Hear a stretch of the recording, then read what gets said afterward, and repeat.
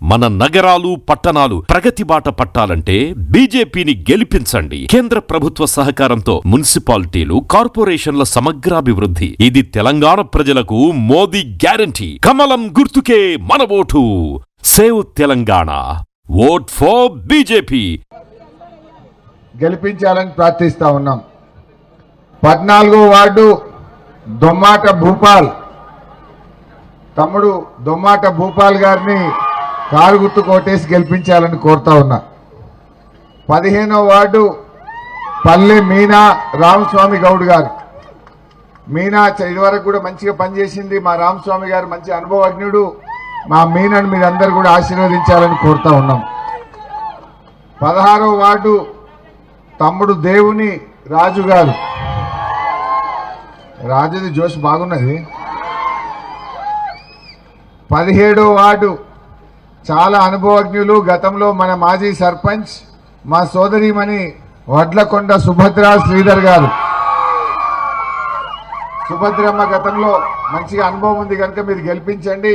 తప్పకుండా మంచి సేవ మీ అందరికీ చేస్తుందని సుభద్రమ్మని గెలిపించాలని కోరుతా ఉన్నాం. ఇక మా మాజీ ఎంపీపీ మా అన్న రవీందర్ అన్న గారి సతీమణి 19వ వార్డు శ్రీరామ్ సంగీత గారు. శ్రీరామ్ సంగీత గారిని అందరు కూడా దయచేసి శ్రీరామ్ సంగీత రవీందర్ గారిని కారు గుర్తుపై ఓటేసి మా సంగీత అక్కను గెలిపించాలని ప్రార్థిస్తా ఉన్నాను.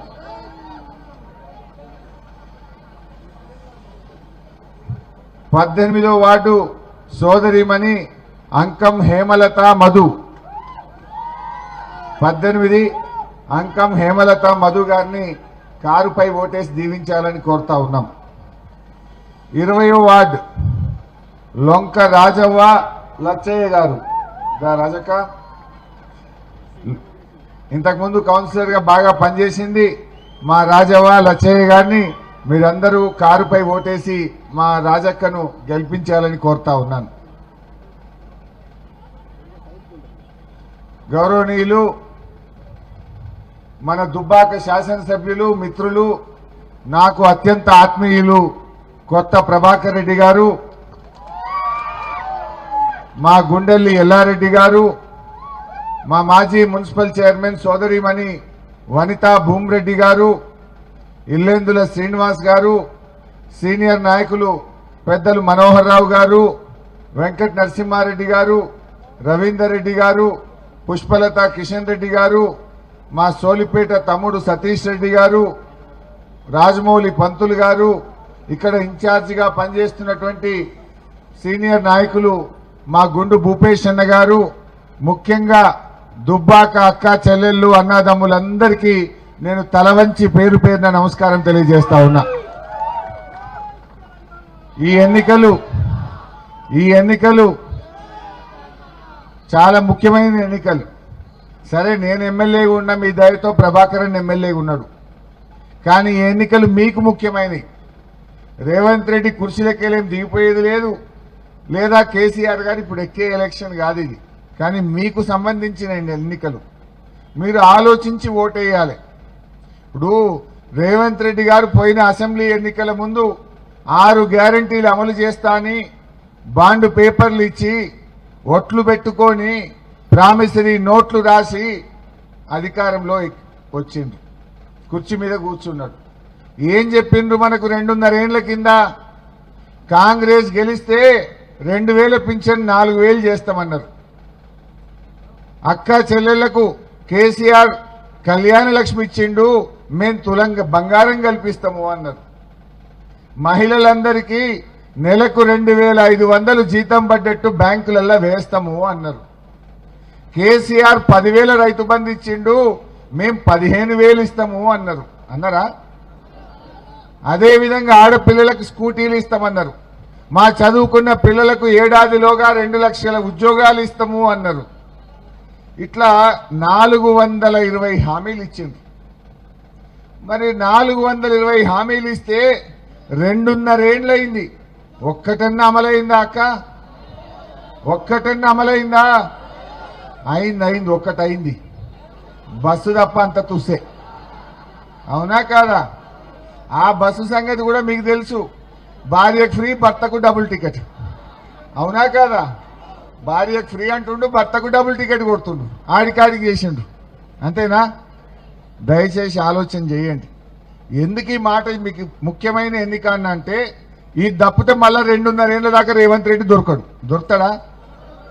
అందుకే రేవంత్ రెడ్డికి అర్థం కావాలి. ఇప్పుడు పొద్దున్న లేస్తే రేవంత్ రెడ్డి ఏం మాట్లాడుతుండు? మన కేసీఆర్ని పట్టుకొని తిడుతుండు, నన్ను పట్టుకొని తిడతాడు. హరీష్ రావును ఇంత పొడుగున్నవేందే అంటాడు. నేనేం చేయాలి? దేవుడు నన్ను పొడుగు పుట్టించిండు, నేనేం చేస్తూ? నిన్ను పొట్టిగా పుట్టించిండు, నన్ను పొడుగు పుట్టించిండు. నా పొడుగును పట్టుకొని తిడతాడు రేవంత్ రెడ్డి. ఏ మీటింగ్లో పోయినా నన్ను తిడితే ఏమొస్తుంది? కేటీఆర్ను పట్టుకొని, ఆయనకి ఇంగ్లీష్ రాదు రేవంత్ రెడ్డికి. కేటీఆర్ మంచిగా అమెరికాలో చదువుకున్నాడు, మంచిగా మాట్లాడుతాడని కేటీఆర్ని పట్టుకొని తిడతాడు. మన పెద్దసారి కేసీఆర్ తెలంగాణ తెచ్చింది ఎవరు? తెలంగాణ తెచ్చింది ఎవరు? రైతు బంధు పుట్టించింది ఎవరు? కళ్యాణ లక్ష్మి ఇచ్చింది ఎవరు?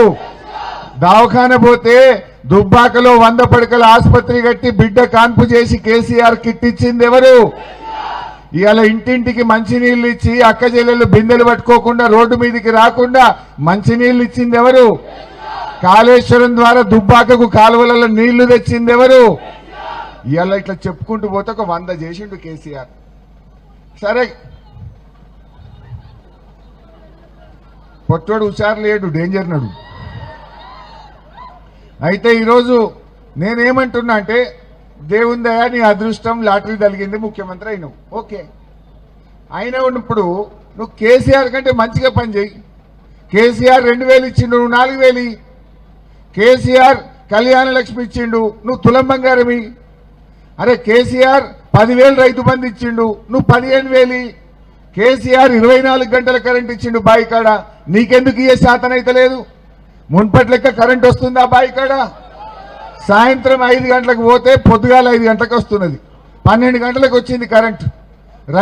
ఎరువులు బస్తాలు మున్పటి లెక్క దొరుకుతున్నాయా? కేసీఆర్ ఉన్నప్పుడు ఆటో డ్రైవర్కి చెప్తే ఇంటికాడ బాయి కాడ 4 సంచులు వేసిపోయిండు. ఇదేంది? పొద్దుగాల లేచి లైన్ కడితే ఒక సంచి దొరుకుతలేదు. ఎరువు బస్తాలకు తిప్పలు. రైతు బంధు పడ్డదా? ఇప్పుడు పడ్డదా? యాసంగి పంట ఇగో ఫిబ్రవరి నెల వచ్చినా రైతు బంధు వల్లే. ఇప్పటికీ 5 రైతు బంధులు 2 ఇచ్చిండు, 2 ఎగబెట్టిండు. మరి యాసంగి ఏం చేస్తాడో తెలియదు. ఇంకా వచ్చిందా రైతు బంధు? రైతు బంధు రాదు, ఎరువు బస్తాలు దొరకాయి, కరెంటు చక్కగా రాదు. ఇంతకు మించి రేవంత్ రెడ్డి చేసిందేమని ఉన్నదా చెల్లె?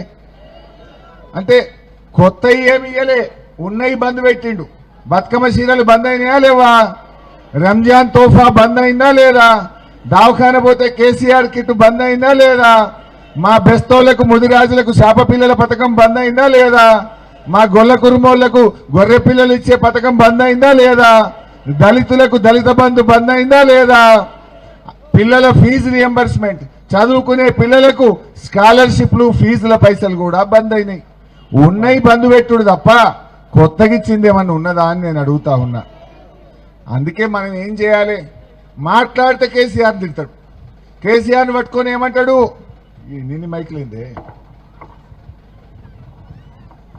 కేసీఆర్ని పట్టుకొని ఏమంటుండు? నీ పేగులు ఉడవికి మెడలేసుకొని తిరుగుతా అంటాడు. ఏం తప్పు చేసిండు కేసీఆర్? తెలంగాణ తెచ్చుడు తప్ప, రైతు బంధు ఇచ్చుడు తప్ప, కళ్యాణ లక్ష్మి ఇచ్చుడు తప్ప, 2000 పింఛన్ ఇచ్చుడు తప్ప ఏం తప్పు చేసిండు? నీ పేగులు ఉడవికి మెడలేసుకుంటా అంటాడు. కేసీఆర్ని లాగుల తొండలు జొర్రగొడతా అంటాడు. కేసీఆర్ని కండ్ల గుడ్లు ఉడవీక్తా అంటాడు. అంటే కేసీఆర్ చేసిన తప్పేంది అని నేను అడుగుతా ఉన్నా. ఇలా నువ్వు ఇట్లా కేసీఆర్ని తిడితే నా అవ్వ కడుపు నిండుతుందా? అరే నీకు బుద్ధి ఉంటే, నీకు చేతన అయితే 4000 పింఛన్ ఇచ్చి నా అవ్వ కడుపు నింపు. కేసీఆర్ను తిట్టుడు కాదు. అట్లా తిట్టొచ్చినా కేసీఆర్ను మీకు నచ్చిందా? కేసీఆర్ను తిడితే కేసీఆర్ను రేవంత్ రెడ్డి తిట్టడాన్ని మీరు సమర్థిస్తున్నారా? సమర్థిస్తున్నారా? తప్పు కదా. మరి ఆ తప్పు చేసిన రేవంత్ రెడ్డికి, బూతులు మాట్లాడే రేవంత్ రెడ్డికి పోలింగ్ బూత్ లో మీ ఓటుతో బుద్ధి చెప్పండి. మీ ఓటుతోనే బుద్ధి చెప్పండి. ఇలా రేవంత్ రెడ్డి రైతు రుణమాఫీ ఏమన్నాడు? అక్క కనబడ్డ దేవుడి మీద ఒకటి పెట్టిండు. కొమరెల్లి మల్లన్న దేవుడి మీద పెట్టిండు. ఏడుపాయల అమ్మవారి మీద పెట్టిండు. యాదాద్రి లక్ష్మీనరసింహస్వామి మీద ఒకటి పెట్టిండు. మెదక్ చర్చి మీద పెట్టిండు. జహంగీర్ పీర్ దర్గా మీద పెట్టిండు. 15 ఆగస్టు కల్లా రుణమాఫీ చేస్తా అన్నాడు. అయిందా? చారణ మందికి అయింది, 12 మందికే పెట్టిండు.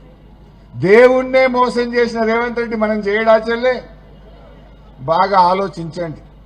ఇలా అందుకే మెదక్ జిల్లాకు రాలే, అటటటు తిరిగిండు. నిజామాబాద్ వేయిండు, కర్నార్ వేయిండు, ఈ పక్కపొంట వరంగల్ వేయిండు. మెదక్కు రమ్మంటే వత్తలేడు. ఈడ హరీష్ రావు ఉన్నాడు, ఈడ గెలిచేటట్లేదు. కాంగ్రెస్ వాళ్ళు రమ్మన్నారట మెదక్కు. రమ్మంటే రేవంత్ రెడ్డి మీ ముఖానికి ఒక్కటి కూడా గెలిచేటట్లేదు రా, వచ్చి నాయిచ్చేది పోతుంది, నేను రాను మెదక్ అన్నాడు.